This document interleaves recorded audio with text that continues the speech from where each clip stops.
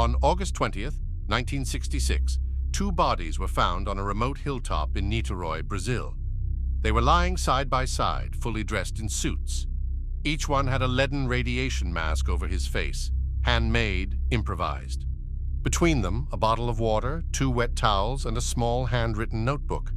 The toxicology came back inconclusive. No cause of death was ever determined. No one has ever explained the masks. The case is still open. Their names were Miguel Viana and Manoel Cruz, both in their early 30s, both electronics technicians from a city called Campos, 3 hours north of Rio. People who knew them described them as serious men, curious, methodical, deeply interested in the paranormal. In the days before they died, they told a friend they were going on a mission. They withdrew cash. They bought raincoats. They bought one bottle of water. They took a bus to Niterói, and they never came back. A local man found them on the 20th, face up, arranged neatly, at the summit of Morro do Vintém. Vintém Hill, a steep, isolated outcrop overlooking the bay. The leaden masks were positioned precisely over their eyes and mouths. There were no signs of violence, no signs of struggle, nothing disturbed. They had been dead for at least 2 days before anyone found them. The summit is remote enough that no one heard anything, saw anything, except for one person.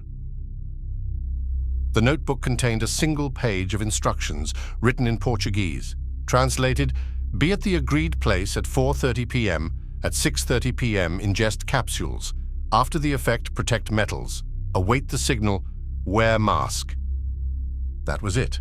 No capsules were found at the scene. The 1966 toxicology labs in Brazil couldn't screen for everything. The equipment simply didn't exist. Whatever they took, it left no trace the science of that era could identify. The instructions suggest they were following a protocol, one they believed in completely. That same evening, a woman named Gracieta de Morro was at her home near the base of the hill. She looked out her window and saw a glowing, egg-shaped object hovering silently above Vintém Hill. She watched it for several minutes. Then it accelerated and vanished into the sky. She walked to the police station and reported it the same night, before the bodies had even been discovered. Her account has never been explained, never been retracted, and was never contradicted by any other investigation. Investigators had nothing. No cause of death, no toxicology match, no witnesses to what happened on that hill. A Brazilian journalist named Julio Brant Aleixo spent 30 years on this case. He found records suggesting Viana and Cruz were part of a small underground group, amateur researchers who believed they could initiate contact with extraterrestrials using specific radio frequencies combined with chemical compounds. Whether they were chasing something real, or whether the capsule simply killed them, no one knows. Brazil has never reopened the case.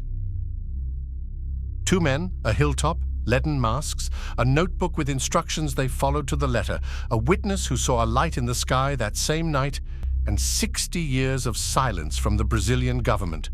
Whatever happened on Morro do Vintém on August 20th, 1966, Viana and Cruz believed it was worth dying for. We still don't know if they were right.